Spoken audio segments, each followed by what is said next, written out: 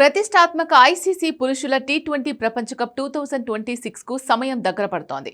2026 ఫిబ్రవరి 7 నుంచి మార్చి 8 వరకు ఈ మెగా టోర్నీ జరగనుంది. దాదాపు నెల రోజుల సమయం ఉండడంతో ఒక్కొక్కటిగా దేశాలన్నీ తమ జట్టులను ప్రకటిస్తున్నాయి. భారత్ కూడా ఇప్పటికే వరల్డ్ కప్ టీం ప్రకటించింది. అన్ని దేశాలు వరల్డ్ కప్ కు సిద్ధమవుతున్న నేపథ్యంలో ఐసీసీకి టీమిండియా మాజీ క్రికెటర్ రవిచంద్రన్ అశ్విన్ వార్నింగ్ ఇచ్చాడు. ఐసీసీ అనాలోచిత నిర్ణయం కారణంగా టీ20 ప్రపంచ కప్ కు తీరని నష్టం జరుగుతోంది అన్నాడు.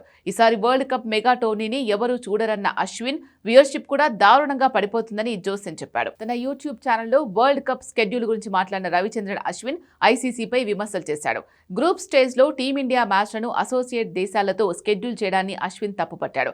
మ్యాచ్లు ఏకపక్షంగా సాగి ఈ వరల్డ్ కప్ పై క్రికెట్ అభిమానులు ఆసక్తి కోల్పోయే ప్రమాదం ఉందని వార్నింగ్ ఇచ్చాడు. తన చిన్నప్పుడు ప్రపంచ కప్ టోర్నీ స్కెడ్యూల్స్ ప్రింట్ తీసుకోవడం, న్యూస్ పేపర్ కట్టింగ్స్ ను తీసి జాగ్రత్తగా దాచుకునే వాళ్లమని గుర్తు చేసుకున్నారు. వరల్డ్ కప్ కోసం ఎంతో ఎదురు చూసే వాళ్లమని, ఆ ఎదురుచూపుల వల్ల మ్యాచ్లపై మరింత ఆసక్తి పెరిగేదని అన్నాడు. ఇప్పుడు భారత్కు యుఎస్, నమీబియాతో మ్యాచ్లు పెడితే ఎవరూ చూడరని అశ్విన్ కుండబద్దలు కొట్టాడు. అంతేకాకుండా ఐసీసీ టోర్నమెంట్లను తరచుగా నిర్వహించడంపై కూడా అశ్విన్ ఆందోళన వ్యక్తం చేశాడు.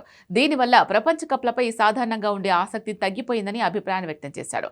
ఇక అగ్రశ్రేణి జట్లు, వర్ధమాన జట్లకు మధ్య పెరుగుతున్న అంతరాన్ని ఒక ప్రధాన సమస్యగా అశ్విన్ పేర్కొన్నాడు.